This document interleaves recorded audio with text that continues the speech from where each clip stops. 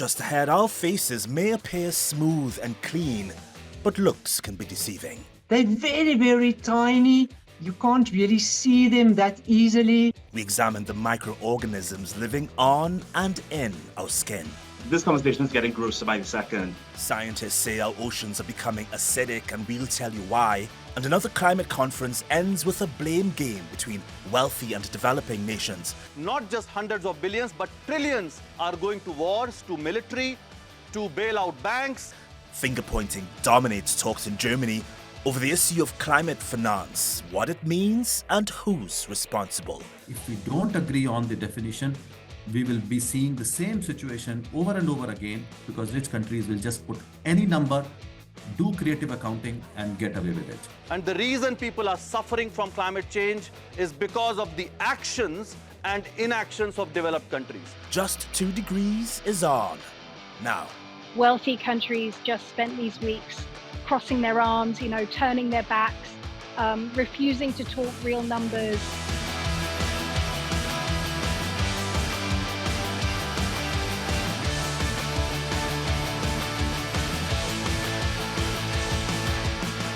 We've talked a lot about the biodiversity around us on this show, in the oceans, lands, air, but there is an ecosystem that exists on us too. One organism gets all that it needs from us, tasty bites, a good amount of salty liquids, and you won't believe where it lives. Close your eyes if you're squeamish, but I do hope you watch. Skin, the largest organ of the human body, sustaining life in and on us, including not one, but 2 species of Demodex mite, D. folliculorum and D. brevis. Demodex, named after the Greek words for fat and boring worm, is actually not a worm. It's an arachnid with 8 legs, like ticks and spiders. And these face arachnids live on our skin, ectoparasites if you want to be more scientific. Soon after birth, we usually get them from contact with our mothers, and then we're infested with them all our lives. They crawl around in the pores of our cheeks, eyelashes, foreheads, near our ear canals, and on both sides of our noses. Their entire 2 to 3 week life cycle goes on without us noticing as they munch away, surfacing to mate as we sleep, and going back inside our skin to lay their eggs. Transparent and so tiny that it would take several to cover the head of a pin. D. folliculorum prefers to take up residence inside smaller hair follicles, especially eyelashes, eating dead skin. And D. brevis lives in oilier follicles, eating sebum, the natural oil we produce. Some people consider them nightmare fuel, and with good reason. When Demodex numbers explode, they can cause a rare skin condition called demodicosis, including burning, itching, pustules, redness, loss of lashes, and eye irritation. They've also been linked to inflammation, rashes, dry eye disease, and other skin conditions. But for most people, they're not harmful. Keeping them in check means a daily regimen of washing and exfoliation, and our immune system plays its part. But there's nothing we can do to get rid of them all. Our bodies are their home sweet home. Sarah mentioned a bit there about our immune response to Demodex mites. I called up an immunologist in South Africa for details. Normally, they don't cause any harm. Please, if you've got it, they're not causing harm. Only if you have too many, as anything in life, if there are too many mites, that can then cause a skin condition called Demodex folliculitis. are there signs of, say, an overinfection on your body that you can look out for on your skin to tell that they're present? It is interesting. Normally, what will happen if your immune system is not very, functioning very well, then you would be able to get some of the symptoms like, the face. It can be a burning sensation. it can be itching, it can look like whiteheads, it can be red, or you can even have that rough feeling on your skin. It feels as if your skin is like sandpaper. Your skin can become sensitive. So it can be on the eyelashes, and you can have eye irritation, you can have loss of your eyelashes, or you can have thickened or scaly eyelids. And how do we treat it? We normally don't treat it except if you have these symptoms and it's been proven that it's that. And you can usually use a cream or a gel or a lotion or a wash that contains something like acaricide. An acaricide is a pesticide that kills the ticks and the mites. You can also use something like benzyl benzoate, but the doctor, even ivermectin's got a gel on this, the ivermectin skin gel. Not for the one that we use for COVID, please. The skin gel also can be recommended for these. This conversation is getting grosser by the second. We know through the science that there is a link between global warming, heat waves, and our own immune systems. Not only that, but we do sweat a lot more when we feel hot. I mean, the Demodex feeds on the oil that comes out of our pores. Do you see a relation between rising global temperatures and an increase in Demodex mites? The warmer it gets, the more you can become sweaty. Remember the extra oil and the dead skin cells. The mites actually live on that on your skin. And if you can then keep your skin clean and healthy, you avoid thick, greasy skin products, especially if it's hot, that can clog your pores. And you gently exfoliate your face about once a week, and if you wash your face twice a day, you should be fine.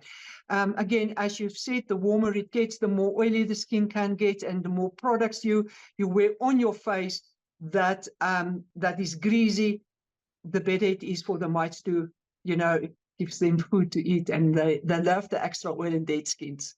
A bit scary to think of Demodex mites exploding in numbers on our face, right? Which is something that could happen as the planet heats up. Global warming, of course, was the main topic of conversation at the Bonn Climate Summit in Germany in mid-June, but the issue of climate finance has been an incredibly frustrating one to tackle. It is all about money, after all. Developing countries say large, wealthy carbon emitters like the US, the EU, and some Arab countries should transfer to a fund to support nations whose people and economies are suffering because of climate disasters. But exactly which countries should pay? How much? And will the funds be supplied as loans that only push poorer nations further into debt? Those are a few of the contentious points that have been debated for years. The Bonn Climate Change Summit wrapped exactly on June 13th, and many participants just left feeling the summit ended with no real solutions. From refuses to engage, to blocking work, to misrepresentations of mandates and presidents, we have seen it all. The failure of Bonn have made the challenge of Baku even more perilous. Whenever I hear that there's no trust in this process, that we're questioning ourselves. Every minute parties delay taking action, the trust in the multilateral space gets eroded. Can't just keep talking and talking and talking. We there are 60 SPs, really? And we're still figuring out how to do this process. It's just ridiculous at this point. Teresa, you must be disappointed. You and your ActionAid organization have been calling time and again for climate finance. Are you even surprised at this outcome? It's the people who have done almost nothing to cause the crisis, who are paying for it with their lost livelihoods, their lost islands, their lives. These negotiations were about putting in place the foundations necessary for a critical new goal on climate finance. That needs to be agreed now in Baku, in Azerbaijan, at COP29 at the end of this year. Given the spiraling costs that the global south is already facing, climate finance is the most essential piece of the climate puzzle if we're going to secure our future. But unfortunately, wealthy countries just spent these weeks crossing their arms, turning their backs, refusing to talk real numbers, on climate finance, and really even trying to substitute real money with loans that will push climate vulnerable countries deeper into debt. Access to climate finance is a matter of justice. Conversations, discussions, and negotiations on the NCQG must ensure that climate finance is delivered effectively at scale, is grant-based, and is gender responsive. Obligations of northern countries must not be understood as charitable generosity, but rather as a responsibility for their historical and ecological debt. In the end, they offered nothing. They held up progress towards this all-important new goal on climate finance. Teresa, based on a 2023 report last year, the UN set an estimated $2.4 trillion of investments per year were needed by the year 2030 for developing countries, excluding China, to meet climate goals and meet their society and protect the societies from climate disasters. But ActionAid is suggesting that $2 trillion could be raised if the will existed for it. How did ActionAid come up with that sum, that amount, and where would it come from? Yeah, we released a really important new report this week called Finding the Finance, because we sense that everybody thinks that talking about trillions is unrealistic and scary. But we wanted to show that not only is it needed, it's actually entirely doable if the rich developed countries who are obliged under the UN Climate Convention to provide climate finance, if they were to increase their tax to GDP ratio by 4 percentage points, they could generate over $2 trillion per year for climate finance. So our report looks into that, and we also show that, you know, this shouldn't be borne by the people who are already suffering a cost of living crisis. It should be the wealthiest corporations, the wealthiest individuals, and there are a range of progressive tax measures that can help us meet that target and really put us on a path of hope to being able to address the climate crisis. We need reparations in trillions, not billions, and we need them to go towards solutions developed by people who are at the front lines and suffer the disproportionate impacts of the climate crisis. If rich countries are looking to rebuild trust with the global south, they must not block progress on an ambitious NCQG that goes towards real solutions and not towards dangerous distractions. Before I let you go, Teresa, you've been in some of these plenary sessions, these sessions that have happened for like 2 weeks now in Bonn, Germany. What are some of those arguments you're hearing from wealthy countries, from wealthy corporations responsible for the crisis? What are they saying as to why things can't be put in place? Well, to be honest, rich countries seem to either think we're not in a climate emergency, or they seem to think we can fix it without paying for it. You know, there is no doubt that the climate bill will come to the trillions of dollars, but they're telling us that they simply don't have the money. But we have the evidence that the money is there if we want to look for it. So we can't accept that story. We can't accept loans instead of grants, because developing countries are already being pushed deeper into debt from loans being branded as climate finance. These are completely unacceptable approaches to solving an existential crisis for us and for our children. Thank you, Chair. We too, as a small island developing states, wishes to register our deep and sheer disappointment at the lack of progress in the mitigation work program. States are on the front line of climate crisis, facing existential threats from rising sea levels, intensifying cyclones, and other adverse climate change impacts. The IPCC has emphasized the urgency of action, stating that we have a limited window to avoid irreversible loss and damage that we are already experiencing at scale. Chair, we need to progress. Teresa talked about Bonn being where the foundations of climate finance were meant to be worked out. Can you just elaborate on exactly what those foundations are? And does it mean, well, does failure at Bonn means something worse, or another delay in negotiations at the upcoming COP29 summit in Azerbaijan? Sure, Reagan. I think it's important to, first of all, understand that we have delayed this conversation for a very long time. Of course, the mandate was to close the discussion this year on the new finance goal, but overall, the finance issue has not seen any progress. The last OECD report that came just a few days ago clearly establishes that rich countries have been failing perpetually to meet their obligation.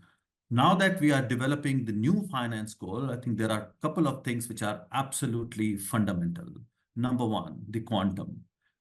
We have to go beyond $100 billion. That doesn't mean we can say $100 billion plus one more dollar and then we have gone beyond that. No, there are now clear assessments that we need trillions of dollars. And I can tell you there are three numbers that have already been put on the table. Africa is demanding at least $1.3 trillion annually. Arab group has done calculations to demand $1.1 trillion annually, and India has come up with a figure of 1 trillion, which clearly means now we need to talk about trillions and not billions. Second, quality, what does it entail? Now that's a $1 trillion question, because the OECD report reveals that 69% of money that rich countries provided were loans. And just a small part of it remains concessional loans, which means they are making money from climate finance when they were supposed to be giving this money as part of obligation and give it away. You know, it should have been grants entirely, because $100 billion in the larger scheme of things, it's nothing. And this is happening because they did not agree on the definition of climate finance, which demand again coming up this time that if we don't agree on the definition, we will be seeing the same situation over and over again, because rich countries will just put any number, do creative accounting, and get away with it. But yeah, you made an interesting comment online about these two very different perspectives when it comes to climate finance. Those who suffer climate disasters see it as justice, while companies that cause global warming see it as another money-making opportunity. Do you get a sense, because you've been in these sessions with these companies and countries that are major polluters, do you get a sense that they are willing to compromise at all on this issue? At this stage, no. Everywhere they're pushing for private sector financing, not just for mitigation, where we know that in terms of solar or wind or other green technologies, private sector has a role to play, but that also requires public investments to create that platform. They're also pushing for private finance even on the issues of adaptation, where so far only 2% of money has come from private sector, because adaptation is a public good. We are talking about retrofitting of homes or building, dikes or providing early warning system. That's not where private sector can make money. So they are pushing private sector even there, and they're going even beyond. They're saying even in addressing loss and damage and responding to climate impacts, private sector has a role to play. So it is really a fundamental problem here, where we see that developed countries are only looking at it from a money-making opportunity and not really meeting their obligation. And what they're doing right now is shifting that burden. They're saying we should now add more developing countries to it so that we can meet that target, because there are some countries like China, Saudi Arabia, Oman, or even India who have become rich over the last few years and decades. Now that Do you argument agree that they should contribute to this fund? Well, that argument falls flat for a number of reasons. First, when we talk about climate finance, it is about historical responsibility. Those with historic responsibilities towards the cause of the problem have failed to deliver towards the solution, despite binding obligations under the UNFCCC and its Paris Agreement. That is, to take the lead in climate actions. Not only the developed countries have failed to provide the necessary finance and other means of implementation to developing countries they are obligated to, they have also introduced restrictive measures constraining the development of developing countries. While doing so, we expect the finance flows to be provided by developed countries. We expect these to be grant-based, highly concessional, predictable, and balanced between adaptation and mitigation. Which means countries who have been putting greenhouse gases into the atmosphere over the last 150 years and not just the last 3 decades. So the prime responsibility remains with rich countries. Yes, the pollution that is now happening from the industrialization in developing countries That also needs to be taken into account, but later, not right now. Second, rich countries have not met their obligations so far, and pushing for developing countries to pick up their slack. That's not fair. I know you're incredibly busy and you have to go, but before I let you go, I can hear the frustration in your voice. Do you have any hope for COP29? Well, honestly, not from rich countries right now. All the hope I have is from climate justice movements and civil society activists and young people who are putting a lot of pressure, because we have to call rich countries out for their hypocrisy, that here they come and claim to be climate leaders, but back home, they're investing more and more money in fossil fuels. In fact, there is a report that they are trying to not get mentioned in this process, that their emissions are going to even increase between now and 2030. And what they have reduced so far, and particularly the rich countries and not economies in transition, is barely 7%. So there is data that shows that it's only a hollow talk that they are involved in and no real action.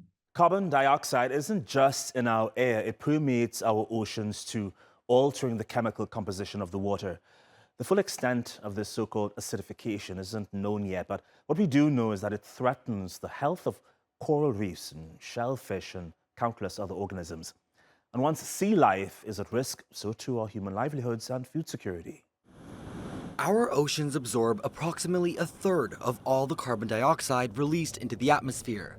Microscopic plant life in the seawater uses the gas to photosynthesize, and the water itself naturally absorbs CO2. But for the past 200 years, we've been pumping a lot more carbon into this fragile system. And it's changing our ocean water's chemical composition, a process scientists refer to as acidification. One of the consequences of acidification, which is fairly simple but dramatic, is the fact that shellfish are developing thinner, weaker shells, therefore reproducing less. And shellfish isn't only something we enjoy on our dinner plates, it's also something that marine life is eating. So it's disrupting the food chain in the ocean. And we're seeing young animals and plants too fragile also to survive the fluctuations, because part of this is that acidification is not one steady figure, it's fluctuating, and this makes marine life disturbed. The UN says our oceans are now 30% more acidic than in pre-industrial times, and acid levels could increase by 170% by the end of the century. Coastal areas suffer the most, with over 500 dead zones already identified, where oxygen depletion has made life almost impossible. Anthropogenic greenhouse gas and GHG emissions cause climate change and ocean acidification, which results in the deleterious effects illustrated in the definition of pollution of the marine environment. Small island states have been leading the fight to prevent this problem from getting worse. In May, a landmark ruling at a UN maritime court recognized carbon emissions as a sea pollutant. But scientists say that non-binding legal judgments alone won't save the seas. We also need to manage the ocean better, and that also means protecting parts of the ocean where there is rich biodiversity, putting in place marine protected areas. The world has agreed to protect 30% of the ocean, but it's important to protect the right places, so you protect places where there is actually life to protect. And we know, and this report demonstrates, that 70% of the threatened species in the ocean actually take refuge in marine protected areas. Meanwhile, volunteers and scientists in Denmark have been planting eelgrass on the seabed of a polluted inlet to restore its damaged ecosystem. The Vejle fjord is suffering from eutrophication, a process that diminishes oxygen levels in the water due to nutrient runoff from agriculture. It's resulted in a decline in plant and wildlife health, which is why scientists reintroduced the eelgrass to the region. The aim is to revive the once lush seabed and support fish populations. Since the year 2020, over 100,000 eelgrass plants were planted, and they've recorded aquatic life returning in some areas. During the last maybe 30, 40 years, we have been emitting way too much nutrients into Vejle Fjord. And for a long time, the fjord has been able to recover. But for the last maybe 3-4 years, we have witnessed a fjord that has completely collapsed. And that's our show. But before I leave you, since Norway voted to approve commercial deep-sea mining within their territorial waters, there's been a rush to record the sea life there in its current state. The scientists have collected hundreds of specimens, including shrimp covered in bacteria that feast on methane, jellyfish that resemble underwater flowers, and creatures living with bacteria capable of converting toxic chemicals into energy. These discoveries reveal the intricate web of life thriving in the depths of the Arctic Ocean. The question is, what will mining for lithium and cobalt do to those animals?